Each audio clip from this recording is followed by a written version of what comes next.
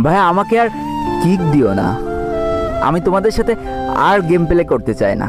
তবে আমাকে 2 থেকে 3টা মিনিট দাও, আমি কিছু কথা বলে যেতে চাই। তোমরা আজকে কাকে নুব বলছো? আমাকে?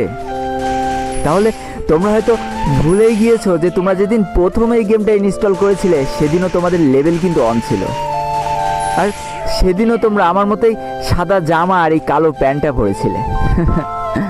সেদিনও তোমাদের কাছে কোনো গান স্কিন আর কোনো ইমোট ছিল না। সেদিনও ঠিক আমার মতোই তোমরা অসহায় ছিলে।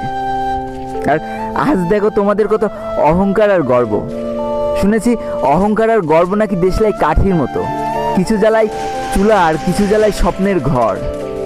মাঝখানে তফাৎটা কি জানো? খালি এই দেশলাই কাঠি ব্যবহারকারী। জানো তো আমি না তোমাদের মতো 10-12টা করে কিল করতে পারবো না। তবে আমার সব থেকে পছন্দের গানটা পেলেও না আমি তাড়াতাড়ি তোমাদের ডেকে দিয়ে দিই।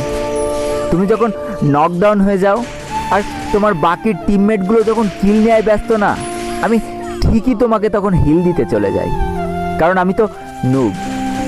অনেকবার হয়েছে কি জানো, হিল তো আমি ঠিকই দিয়ে দিয়েছি, কিন্তু অতগুলো ইনিমির মাঝখান থেকে আর আমি হয়তো বেঁচে ফিরতে পারিনি।